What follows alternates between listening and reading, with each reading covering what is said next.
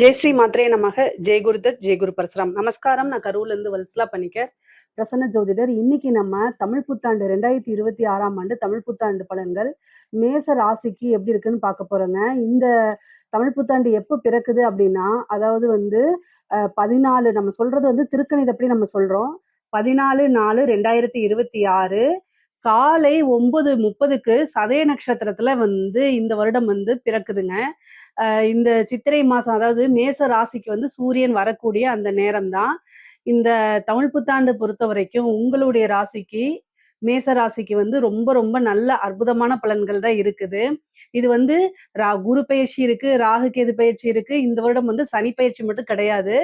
இது எல்லாத்தோடைய பலன்களும் கலந்து உங்களுக்கு டீட்டெயிலா எப்படி இருக்குன்னு பார்க்கலாம். ஃபர்ஸ்ட் வந்து நீங்க 7:30 சனி இருக்கு, 7:30 சனி இருக்கு, கொஞ்ச நாளாவே சரியில்ல அப்படிங்கிற அந்த எண்ணங்கள தூக்கி போட்டுருங்க. எப்பவுமே வந்து உங்களுடைய ராசிக்கு குரு 9ஆம் அதிபதி, பாக்கியாதிபதியா இருக்கனால, இந்த கஷ்ட காலங்கள்ல நீங்க வணங்கக்கூடிய தெய்வங்கள் வந்து குரு ரூபத்துல உங்களை காப்பாத்திட்டு இருக்காரு அப்படின்னு தான் சொல்லணும். ஏன் அப்படின்னா, இந்த இப்ப வந்து ஏப்ரல் மாசம் பிறக்குதுங்களா, இந்த ஒரு மாசம் கொஞ்சம் வந்து அப்படியே இருக்கும். ஆனா அதுக்கப்புறம் குரு வந்து ஜூன் 1ஆம் தேதி பயிற்சியாகி வராரு. 4ஆம் இடத்துக்கு பெயர்ச்சியாகி, மிதுன ராசியிலேருந்து கடக ராசிக்கு பெயர்ச்சியாகி உங்களுக்கு சனிய பார்த்துருவாரு. அப்போ 7:30 சனிங்கிறது அந்த தாக்கங்கள் கட்டாயம் உங்களுக்கு குறையுங்க. பொதுவாவே குருவுடைய பார்வை அப்படிங்கிறது வந்து உங்களுக்கு நன்மைகள அதிகப்படுத்தும். அதனால இந்த 7:30 சனியுடைய தாக்கம் கட்டாயம் உங்களுக்கு குறையும். இது எப்போ அப்படின்னா, ஜூன் மாசத்துக்கு அப்புறம். அதே மாரி வந்து பார்த்தீங்கன்னா, உங்களுக்கு ராகு கேது பெயர்ச்சி இருக்குது. இந்த டிசம்பர் மாசத்துல வரக்கூடியது வந்து பார்த்தீங்கன்னா, உங்களுக்கு ராகு கேது பெயர்ச்சி. அதுவும் நல்ல நன்மைகள குடுக்குது. இது வந்து என்னன்னா, எப்பவும் போல நீங்க வந்து போன வருஷம் வந்து உழைப்பு போட்டிருப்பீங்களா, அத விட கூடுதலான உழைப்பும், கொஞ்சம் உத்வேகத்தையும் அதிகப்படுத்துனீங்கனாலே, இந்த வருடம் வந்து உங்களுக்கு ஒரு ஜாக்பாட்டான இயர் தான். அதாவது நீங்க நெனச்ச காரியங்கள சாதிக்க முடியும். நீங்க நெனச்ச விஷயங்கள அடைய முடியும். உங்களுக்குன்னு லைஃப்ல இந்த வருடம் ஒரு டார்கெட் வச்சிருப்பீங்க இல்லையா? அந்த டார்கெட்ட உங்கனால கட்டாயம் அடைய முடியுங்க. எந்தவித கவலையும் வேண்டாம். எப்பவும் போல நீங்க செயல்படுங்க. அதே மாதிரி கொஞ்சம் உங்களுக்கு இஷ்ட தெய்வத்தையும், சில பரிகாரங்கள் நான் சொல்றேன். அதையும் வந்து ரொம்ப ரொம்ப சிம்பிள் தான். நீங்க வந்து இதுக்காக நெறைய ஸ்பெண்ட் பண்ண வேண்டாம். டைம் ஸ்பெண்ட் பண்ண வேண்டாம். ரொம்ப சிம்பிள். அன்றாடம் செய்யக்கூடிய விஷயங்கள் தான். அத மட்டும் நீங்க கொஞ்சம் சேஞ்ச் பண்ணிக்கிட்டாலே, இந்த வருடம் வந்து உங்களுக்கு ஒரு சக்சஸ்ஃபுல்லான ஆண்டா தான் இருக்க போது. பிசினஸ பொறுத்தவரைக்கும் நீங்க செய்யக்கூடிய தொழில் எப்படி இருக்கும் அப்படின்னா, 10ஆம் இடத்துக்கு வந்து பார்த்தீங்கன்னா, குருவோடைய பார்வை வரப்போது. அதனால தொழில பொறுத்தவரைக்கும் நல்ல வளர்ச்சி தான். 7:30 சனியாக இருந்தாலும் ஒரு இன்வெஸ்ட்மென்ட் பண்ணி புதுசா தொழில் தொடங்குறதுக்கு நல்ல அமைப்புகள் இருக்கு. ஆனா கூடுதலா உங்களுடைய ஜாதகத்துல நீங்க உங்களுடைய தொழில் ஸ்தானம் எப்படி இருக்கு? அது மட்டும் இல்லாம, உங்களுடைய இதுல வந்து தொழில் செய்யலாமா? அல்லது வந்து உத்தியோகத்துக்கு போறது நல்லதா? அப்படின்னு உங்களுடைய குடும்ப ஜோதிடர்கிட்ட வந்து கலந்து ஆலோசிச்சுக்கங்க. அதுக்கப்புறம் தொழில் ஸ்டார்ட் பண்ணுங்க. ஆனா ஜெனரலான பிரெடிக்ஷன் படி உங்களுடைய ராசிக்கு வந்து தொழில் ஸ்தானம் ரொம்ப நல்லா இருக்கு. இந்த வருடம் தொழில் தொடங்கலாமான்னா கட்டாயம் தொடங்கலாம். 7 சனி, அஷ்டமத்து சனிலாம் பெரிய லெவல்ல உங்களுக்கு வேலை செய்யாது இந்த வருடத்த பொறுத்தவரைக்கும். அதனால நீங்க கவலையே பட வேண்டாம். குரு உங்களுக்கு அதிக நன்மைய தான் குடுப்பாரு. அது மட்டும் இல்லாம குரு வந்து அதிசாரமா வந்து சிம்ம ராசிக்கு வேற பெயர்ச்சி ஆகக்கூடியது. இந்த வருடத்திலேயே வந்து குரு பெயர்ச்சி 2 இருக்கு. அது 2மே உங்களுக்கு அதிர்ஷ்டம் தான். உங்களுடைய ராசிய பொறுத்தவரைக்கும் அது அதிர்ஷ்டத்த தான் குடுக்க போது. முக்கியமா தொழில முன்னேற்றத்துக்கு வந்து குரு பகவான் உங்களுக்கு உதவி செய்ய போறாரு. 10ஆம் இடத்துல வரக்கூடிய ராகு பல நன்மைகள குடுக்க போது. அதே மாரி ஏற்றுமதி, இறக்குமதி சார்ந்த தொழில்கள், உற்பத்தி சார்ந்த தொழில்களுக்கெல்லாம் இது வந்து நல்ல ஆண்டு. இந்த ஆண்டு வந்து பார்த்தீங்கன்னா, உங்களுக்கு ரொம்ப ரொம்ப நல்ல ஆண்டு. நல்ல வருமானம், தொழில் மூலியமா நல்ல வருமானம், நிரந்தரமான வருமானம், லாபங்கள ஈட்டி குடுக்க போது. ஏன்னா லாபஸ்தானத்திலேயே ராகு இருக்காரு. உங்களுக்கு வந்து பார்த்தீங்கன்னா, இந்த வருடம் பிறக்கும்போதே ராகு 11ல இருக்காரு. அதுக்கப்புறம் டிசம்பருக்கு அப்புறம் வந்து ராகு வந்து எங்க வராரு அப்படின்னா 10ஆம் இடத்துக்கு வந்துர்றாரு. அதனால நீங்க காசு பணம் சம்பாதிக்கிறதுல எந்தவித குறையும் கிடையாது. காம்ப்ரமைஸும் நீங்க பண்ணிக்கவும் வேண்டாம். உங்களுடைய ராசியதிபதி செவ்வாய் வந்து வருடம் பிறக்கும்போது 12ஆம் இடத்துல தான் இருக்காரு. 12ஆம் இடம்ங்கிறது விரயம் மட்டும் கிடையாது, இன்வெஸ்ட்மென்ட்டும் கூட. நல்லா வந்து தூக்கமும் வருங்க. பொதுவா நெறைய உழைக்கிறீங்கன்னா, அதுக்கு ஈக்குவலா நீங்க ரெஸ்ட்டும் எடுத்துக்கணும். ஏன் அப்டின்னா 12ஆம் இடத்துலருந்து 6ஆம் இடத்த உங்க ராசிநாதன் பார்ப்பாரு. அப்ப ஹெல்த் ரீதியாவும் கொஞ்சம் பிரச்சனைகள் வரும். அதையும் நீங்க பார்த்துக்கணும். உழைப்புன்னு இருந்தா மட்டும் பத்தாது. உடல்நிலையும், தேக ஆரோக்கியத்திலயும் கவனம் கட்டாயம் நீங்க செலுத்தணும். எந்த அளவுக்கு நீங்க வந்து வொர்க் பண்றீங்களோ, அதே அளவுக்கு வந்து என்ன செய்யணும்? ரெஸ்ட்டும் எடுத்துக்கிறது ரொம்ப ரொம்ப நல்லது. நீங்க பிசினஸுக்காக நீங்க பார்க்கக்கூடிய உத்தியோகத்துக்காகவோ, அல்லது தொழிலுக்காகவோ கட்டாயம் வெளிநாடு பயணங்கள், வெளியூர் பயணங்கள், வெளி மாநிலங்கள் பயணங்கள் இந்த மாரி அலைச்சல்கள் அதிகமாக இருக்கும். இந்த 7:30 சனி வந்து பார்த்தீங்கன்னா, 1 தடவைக்கு 2 தடவ கூடுதலா அலைய வைக்கும். அதனால வந்து அதுக்கெல்லாம் சிரமப்படாம, அந்த அலைச்சல்கள்லாம் உங்களுக்கு அனுகூலமாவும், ஆதாயமாவும் மாறுது அப்படிங்கிறத மனசுல நீங்க நெனச்சுக்கிட்டீங்கனாலே, அப்படியே ஆட்டோமேட்டிக்காவே நீங்க என்ன செய்வீங்க? எந்த ஒரு இதுவுமே உங்களுக்கு சுமையா தெரியாது. எந்த ஒரு விஷயமுமே சுமையா தெரியாது. உத்தியோகத்துல இருக்கவங்களுக்கு எப்படி இருக்கு அப்படின்னா, உங்களுக்கு 6 கூடையவன் இந்த வருட ஆரம்பத்திலே நீச்சமாக இருக்காரு. அது பெரிய ப்ராப்ளம் கிடையாது. ஆனா 6ஆம் இடத்துக்கு ஓகேங்களா? 6ஆம் இடத்துக்கு ப சனியோடைய பார்வை இருக்கு. அதனால கவனமாக செயல்படணும். என்ன கவனமா செயல்படணும்னா, நீங்க ஒர்க் பண்ற இடத்துல நீங்க உண்டு, உங்க வேலை உண்டு அப்படிங்கிறத எடுத்துக்கங்க. மத்தவங்களுக்கு ஹெல்ப் பண்றது, இல்ல காசிப் பேசுறது, இந்த மாரி விஷயங்கள மட்டும் தயவு செய்து அவாய்ட் பண்ணிக்கங்க. சனியோடைய பார்வை இருக்கு. முக்கியமா வந்து சனி என்ன செய்வாரு அப்படின்னா, நீங்க ஒரு ஒரு சின்ன விஷயத்த சொல்லியிருப்பீங்க. ஆனா அத திரிச்சு சொல்ல வச்சுருவாரு. இந்த 7:30 சனி எல்லாம் வந்து நீங்க தப்பு செய்யலனாலும் சம்டைம் வந்து நீங்க வந்து அதுக்கு கெட்ட பேர் எடுக்கிற மாரியோ, அல்லது ஒரு சின்ன பனிஷ்மென்ட் மாரியோ உங்களுக்கு கிடைச்சிரும். இதுல வந்து என்னன்னா, நீங்க ஒர்க் பண்ற இடத்துல ரொம்ப ஒரு நல்ல நட்பு வந்து உங்களுக்கு கிரியேட் ஆயிருக்கும். அது எல்லாமே கட் ஆகக்கூடியது.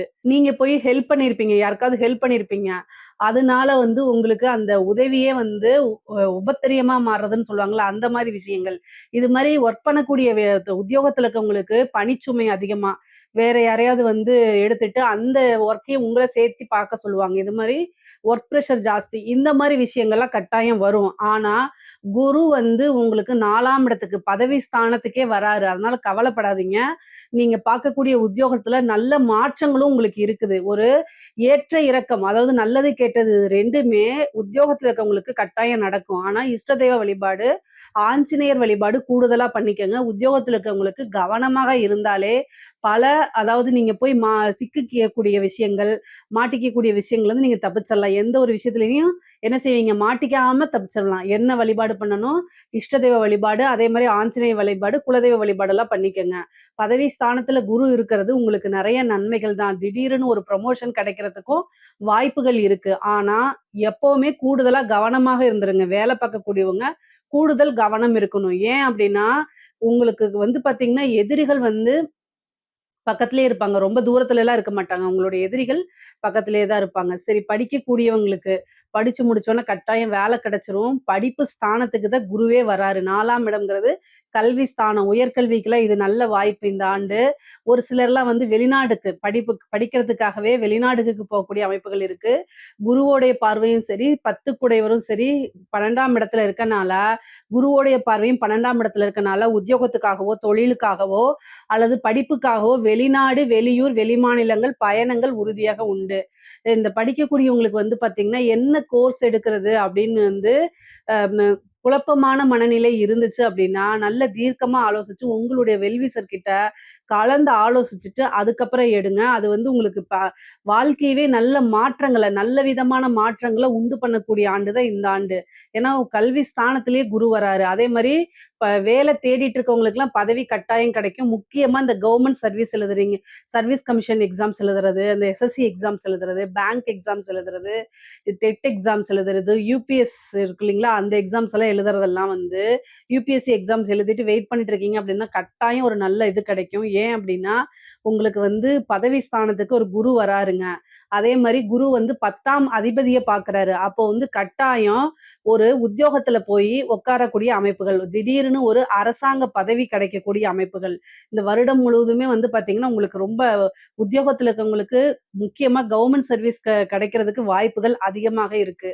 அதனால கவலையே பட வேண்டாம். மேச ராசியில இருக்கக்கூடிய பெண்களுக்கு, இப்ப இந்த வருடம் வந்து பார்த்தீங்கன்னா, உங்களுக்கு வந்து ரொம்ப ரொம்ப அருமையாக இருக்கு. என்னன்னா இவ்ளோ நாளா உங்களுக்கு ஏதாவது ஒரு விஷயங்கள் தள்ளி போயிட்டே இருக்கும். ஒரு விஷயத்த நீங்க ஸ்டார்ட் பண்ணணும்னு நினைப்பீங்க. ஆனா முடியாம போயிருக்கும். ஆனா வந்து இந்த வருடத்துல வந்து அத கட்டாயம் நீங்க பண்ணிருவீங்க. என்ன சாதிக்கணும்னு நினைக்கிறீங்களோ அத்தனையுமே நீங்க செய்ய ஆரம்பிச்சுருங்க. அதுக்கு உண்டான அமைப்புகள் தானாவே வந்துரும். ஃபேமிலி சப்போர்ட் கிடைச்சிரும். உங்களுக்கு குரு 4ஆம் இடத்துக்கு வரனால, ஃபேமிலியோட சப்போர்ட் கிடைச்சிரும். 2 கூடைய சுக்கிரனும் நல்ல நிலைமையில தான் இருக்காரு. அதே மாரி குடும்பஸ்தானமும் ரொம்ப அற்புதமான நிலை தான். உங்களுக்கு வந்து சனியோடைய பார்வை 2ஆம் இடத்துக்கு இருந்தாலும் 10 குடைவர்ங்கிறதுனால, குடும்பமே இப்ப வந்து உங்களுக்கு ஃபேமிலில வந்து சப்போர்ட் கிடைக்கலன்னா கூட இந்த டைம் வந்து ஃபேமிலியே நீங்க ஸ்டார்ட் பண்ணக்கூடிய பிசினஸ்க்கு சப்போர்ட் பண்ணுவாங்க. நீங்க ஒர்க் போயிட்டு வாங்க. நான் இங்க கொஞ்சம் பார்த்துக்கிறேன். ஒர்க்க நான் ஷேர் பண்ணிக்கிறேன் அப்படிங்கக்கூடிய சூழ்நிலைலாம் இந்த வருடம் உங்களுக்கு கிரியேட் ஆக போகுது. அதனால தாராளமா நீங்க என்னன்னு நினைக்கிறீங்களோ அத்தன விஷயங்களும் நீங்க ஸ்டார்ட் பண்ணலாம். உங்க கையில காசு, பணம் புழங்கக்கூடிய டைம் தான் இது. ஆடை, ஆபரண சேர்க்கை இருக்கு. திடீர்னு ஒரு வாகனம் வாங்குறது, ஒரு வண்டி வாங்குறது, லக்ஸூரியான கார் வாங்குறது, வீடு வாங்கக்கூடிய அமைப்புகள்லாம் இருக்கு. பொதுவாவே மேச ராசிக்கு 4ஆம் இடத்துல குரு வரதுனால, கட்டாயம் வீடு வாங்கக்கூடிய அமைப்புகள் உறுதியாக இருக்கு. நீங்க வந்து வீடு ஒரு இடம் வாங்கி போட்டிருக்கீங்க. ஆனா வீடு கட்டவே முடியல அப்படின்னா கூட, இந்த டைம்ல கட்டாயம் அதுக்கு ஒரு அமைப்பு இருக்கு. நீங்க கவலையே படாதீங்க. உங்களுக்கு லோன் வாங்கி வீடு கட்டக்கூடிய அமைப்பு கூட இருக்குது. சனி வந்து 6ஆம் இடத்த பார்க்குறாரு. அப்போ கட்டாயம் ஒரு பிசினஸ் ஸ்டார்ட் பண்றதுக்காகவோ, அல்லது வாகனங்கள் வாங்குறதுக்காகவோ, ஒரு வீடு கட்டுறதுக்காகவோ, இந்த மாரி வந்து லோன் கிடைக்கிறதுக்கு வாய்ப்புகள் அதிகமாக இருக்குது. ஆனா எதுவாக இருந்தாலும் சரி, உங்களுடைய வருமானத்துல 30% அதாவது ரூ. 100 வருமானம் அப்படின்னா, ரூ. 30 தான் நீங்க கடன் வாங்கணும். எப்பவுமே ஜாதக ரீதியாக இருந்தாலும் சரி, கோச்சாரத்துல இருந்தாலும் சரிங்க. கடன் வாங்கி ஒரு விஷயத்த செய்யும்போது, அந்த கடன் வாங்கி செய்யக்கூடிய விஷயங்கள் ஓகே தான். ஆனா, அது உங்க தலைக்கு மேல போயிறக்கூடாது. எல்லா விஷயத்தையும் நீங்க யோசிச்சு தான் கையாளணும். சரிங்களா? ஏன்னா 6ஆம் இடத்த சனி பார்க்கும்போது, கடனையும் குடுப்பாரு. அந்த கடன்னால கஷ்டத்தையும் குடுத்துருவாரு. ஸோ இதெல்லாமே யோசிச்சு, எப்பவுமே 1 தடவைக்கு 2 தடவ யோசிச்சு பாருங்க. உங்களுடைய நலம் விரும்பிகள் இருப்பாங்க இல்லையா? உங்களுடைய வளர்ச்சியில மட்டுமே சந்தோஷப்படுவாங்க இல்லையா? அவங்க கிட்ட இத பத்தி டிஸ்கஸ் பண்ணுங்க. உங்களுடைய பேரண்ட்ஸா இருக்கலாம், உங்களுடைய பார்ட்னர்ஸா இருக்கலாம், யார் வேணா இருக்கலாம். அவங்க எல்லாத்துக்கிட்டயும் நீங்க கலந்து ஆலோசிங்க. அதுக்கப்புறம் ஒரு முடிவெடுங்க. நீங்க தீர்க்கமா அதாவது பாசிட்டிவ்னா என்ன? நெகட்டிவ்னா என்ன? 2யுமே கலந்து ஆலோசிச்சுட்டு உங்கனால எப்படி ஹேண்டில் பண்ண முடியுங்கிறத இது பண்ணிட்டு புதுசா எல்லா விஷயத்தையும் ஸ்டார்ட் பண்ணுங்க. பொதுவாவே வீடு கட்டக்கூடிய அமைப்புகள்லாம் இருக்கு. இந்த டைம் இது கரெக்ட்டா நீங்க யூஸ் பண்ணிக்கிட்டீங்கன்னா, மிகப்பெரிய லெவல்ல அது உங்களுக்கு நன்மையா தான் மாறும். அதே மாரி திருமணம் சார்ந்த விஷயங்கள், உங்களுக்கு களத்திர ஸ்தானம்னு சொல்லக்கூடிய 7ஆம் இடத்த குரு வந்து ஜூன் மாசம் வரைக்கும் தான் பார்க்குறாரு. அதுக்கப்புறம் குருவோடைய பார்வை கிடையாது. அதே மாரி ராகு கேதுக்களுடைய பார்வையும் இல்ல. ராகு கேதுவும் உங்களுக்கு 7ஆம் இடத்துல வரல. சனியோடைய பார்வையும் கிடையாது. ஸோ களத்திர ஸ்தானத்த பொறுத்தவரைக்கும் உங்களுக்கு எந்த கிரகங்களுடைய பாதிப்புகளும் இல்லாதனால, எந்த கிரகங்களுடைய நன்மையோ, தீமையோ இல்லாதனால, உங்களுடைய சுய ஜாதகத்துல 7ஆம் அதிபதியுடைய திசை அல்லது 7ஆம் அதிபதியுடைய புத்தி இந்த மாரி நடந்துட்டு இருக்கு அப்படின்னா, தாராளமாக நீங்க பண்ணலாம். தாராளமாக மேரேஜ் பண்ணிக்கலாம். ஆனா குருபலமோ அல்லது பெருசா இந்த சனியோட ஏதோ ராகு கேது அந்த மாரி விஷயங்கள்லாம் இல்ல. அதனால நீங்க பண்ணிக்கலாம். ஆனா புத்திர பாக்கியம் இருக்கு. கல்யாணம் ஆயி ரொம்ப வருஷமா உங்களுக்கு குழந்தை இல்ல, அல்லது கல்யாணம் இப்பதான் ஆயிருக்கு அப்படின்னாலுமே உங்களுக்கு புத்திர பாக்கியம். ஏன்னா குரு வந்து 5ஆம் இடத்துக்கு அதிசாரமாக 2 மாத காலம் வராரு. அப்ப அந்த டைம்ல வந்து புத்திர பாக்கியம் நெறைய பேத்துக்கு குடுப்பாரு. முக்கியமா வந்து பாத்தீங்கன்னா, மேச ராசிய பொறுத்தவரைக்கும் ஹெல்த் ரீதியா இருக்கக்கூடிய பிரச்சனைகள்ல கவனமா இருக்கணும். சனி 6ஆம் இடத்த பார்க்குறாரு. 6 கூடையவர் உங்களுக்கு பகையாவும் இருக்கனால, உங்களுக்கு வருமானம் ஒரு பக்கம் வரும்போது, அதுக்குண்டான செலவுகளும் அதிகமாக ஆகும். அதனால கவனமாக இருந்து நீங்க செயல்படுங்க. இந்த வருடம் ஆரம்பத்துல உங்களுடைய ராசிநாதன் செவ்வாயும், அதே மாரி சனியும் வந்து என்ன செய்றாங்க, சேர்ந்து இருக்கிறாங்க. கூட புதனும் சேர்ந்திருக்கனால, ஒரு சிலருக்குலாம் வந்து வியாதி என்ன வியாதின்னே கண்டுபிடிக்க முடியாது. அந்த மாரி நமக்கு யாராவது செய்வன வச்சுட்டாங்களாங்கிற மைண்ட் அளவுக்கு சிந்திக்கிற அளவுக்கு போயிருங்க. அதனால ஹெல்த்ல ரொம்ப கவனமா இருங்க. வண்டி வாகனங்கள்ல போகும்போது ரொம்ப கவனமாக போங்க. இந்த ராகுவும், கேதுவும் பெயர்ச்சி ஆனதுக்கப்புறம் நெறைய நல்ல மாற்றங்கள் உங்களுக்கு உறுதியாக இருக்கு. அதுக்கப்புறம் குருவும், கேதுவும் சேரக்கூடிய அமைப்புகள் இருக்கு. இந்த வருடம் வந்து குருவும், கேதுவும் குரு உச்சம் பெறக்கூடிய அமைப்பும், அதே மாரி கேதுவும் சேரக்கூடிய அமைப்பு இருக்கனால, இந்த குரு, கேது இணைவு உங்களுக்கு என்ன பண்ணும் அப்டின்னா, அதிகமா ஏதாவது ஒரு பணத்த போய் ஒரு இடத்துல இன்வெஸ்ட் பண்றது. அப்போ ஒரு இன்வெஸ்ட்மென்ட் பண்ணும்போது, இந்த இன்வெஸ்ட்மென்ட் நமக்கு எப்படி ரிட்டர்ன்ஸ் ஆகும்? இது தேவதானா? அப்படிங்கிறதும், இன்னொருத்தங்களுக்கு கடன் குடுக்கும்போதோ, ஒரு பணம் குடுக்கும்போதோ, ஒரு நம்பிக்கையின் பேரிலோ, அல்லது டாக்குமெண்ட் வாங்கிட்டோ, இந்த மாரி விஷயங்கள்லாம் குடுக்கும்போது ரொம்ப கவனமா, என்ன கேட்டா குடுக்காம இருக்கிறது தான் நல்லது. உங்ககிட்ட நெறைய காசு பணம் இருக்கலாம். ஆனா, நம்மளுடைய உயிர் நண்பன், நம்ம சொந்தக்காரங்க, அக்கா, தம்பி, அண்ணன் இந்த மாரி நெனச்சு நீங்க குடுத்துருவீங்க. ஆனா, அது திரும்ப வராது. இந்த வருடத்துக்கு மட்டும் நான் சொல்றேன். அதுக்காக நீங்க யாருக்கும் உதவி செய்யாதீங்கன்னு நான் சொல்ல வரல. ஃபர்ஸ்ட்டு உங்களுடைய விஷயங்கள தான் நீங்க பிரதானமா எடுத்துக்கணும். அதுக்கப்புறம் தான் மீதி எல்லாமே. ஸோ இந்த குரு, கேது இணைவு குடுத்த பணம் வெளியில வராம, அல்லது பணம் காசு திரும்ப ரிட்டர்ன் வராம இருக்கிறது. நீங்க ஒரு பிசினஸ் பண்ணிட்டு இருக்கலாம். ஆனா அந்த பிசினஸ்ல நீங்க வந்து ரொட்டேஷனுக்காக இப்ப வந்து நீங்க ஒரு உற்பத்தி சார்ந்த விஷயங்கள் ஏதாவது ஒரு ப்ராடக்ட்ட குடுக்குறீங்க. அந்த பணம் வந்து திரும்ப உங்களுக்கு ரிட்டர்ன் வரணும் இல்லையா? அது வராம போகுறதுக்கு கூட வாய்ப்புகள் இருக்கு. அதனால அக்ரீமெண்ட் போடுறது, இல்லன்னா நீங்க செக் வாங்குறது, இந்த மாரி விஷயங்கள அ ரொம்ப கவனமாக செயல்பட்டீங்கனாலே மேக்ஸிமம் பிரச்சனைகள் வராது. பணம் காசு விஷயங்கள்ல கூடுதல் இந்த வருடம் வந்து கூடுதலா கவனம் உங்களுக்கு கட்டாயம் தேவை. கலைத்துறை சார்ந்தவங்களுக்கு வந்து எப்படி இருக்கு அப்படின்னா, அருமையாக இருக்குங்க. கலைத்துறை சார்ந்தவங்களுக்கு வந்து இந்த வருடம் வந்து நெறைய பெரிய லெவல்ல உங்களுக்கு விருதுகள் கிடைக்க போது. நெறைய ஆப்பர்ச்சுனிட்டீஸ் வந்து குமிய போது. 7:30 சனி அப்படின்லாம் நீங்க நெனைக்காதீங்க. உங்களுடைய ஃபீல்ட பொறுத்தவரைக்கும், நீங்க எதுவாக இருந்தாலும் சரி, ஒரு ஆக்டரா இருக்கலாம், அல்லது சிங்கரா இருக்கலாம். கலை அப்படின்னு வந்துட்டாலே பாசிட்டிவோ, நெகட்டிவோ நீங்க ஃப்ரேம் ஆகுறது ஃப்ரேம் ஆக போறது தான். ஸோ, அதனால எந்த ஒரு விஷயத்துக்கும் நீங்க வந்து ஹெசிடேட் ஆகாதீங்க. ஈஸியா எல்லா விஷயத்தையும் அப்ரோச் பண்ணுங்க. அதே மாரி எந்த வாய்ப்பு வந்தாலும் விடாம புடிச்சுக்கங்க. இந்த வருடத்துல நீங்க மிகப்பெரிய லெவல்ல மக்கள் கிட்ட பிரபலியமாகக்கூடிய வாய்ப்புகள் இருக்கு. அதனால அரசாங்கத்துல உயரிய விருதுகள் உங்களுக்கு கிடைக்கிறதுக்கு வாய்ப்புகள் இருக்கு. முக்கியமா வந்து காசு, பணம் நல்லா சம்பாரிக்க முடியும். ஏன்னா, எல்லா அமைப்புகளிலுமே வந்து கலைத்துறைக்கு ரொம்ப, ரொம்ப சூப்பரா இருக்கு. இந்த மேச ராசியில இருக்கவங்களுக்கு எந்த ஃபீல்டா இருந்தாலும் சரி, கலைத்துறையில இருக்கவங்களுக்கு ரொம்ப, ரொம்ப அருமையாக இருக்கு. அதே மாரி வந்து அரசாங்க துறையில இருக்கக்கூடியவங்களுக்கு ரொம்ப ஜாக்கிரதையாக தான் இருக்கணும். உங்களுக்கு 6ஆம் இடத்த சனி பாக்குது 12ல இருந்து. அதனால என்னன்னா, உயர் அதிகாரிகளுடைய அழுத்தங்கள் கொஞ்சம் கூடுதலாக இருக்கலாம்.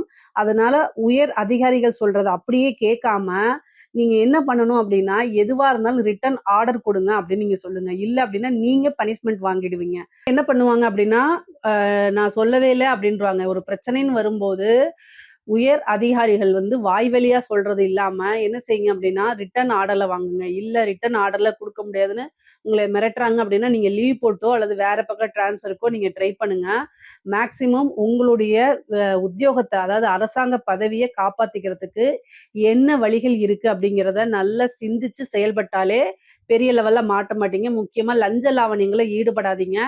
7:30 சனி காலங்கள்ல சனி வந்து உங்களுக்கு ஃபர்ஸ்ட்டு ஆப்பர்ச்சுனிட்டீஸ குடுப்பாரு. அத நீங்க எப்படி யூஸ் பண்றீங்கங்கிறத பார்த்துக்கிட்டே இருந்து டக்குன்னு என்ன செய்வாங்க, ஒருத்தன ஏமாத்தணும்னா ஃபர்ஸ்ட்டு ஆசைய தூண்டி விடணும்னு சொல்லுவாங்கல்ல, அதேதான்.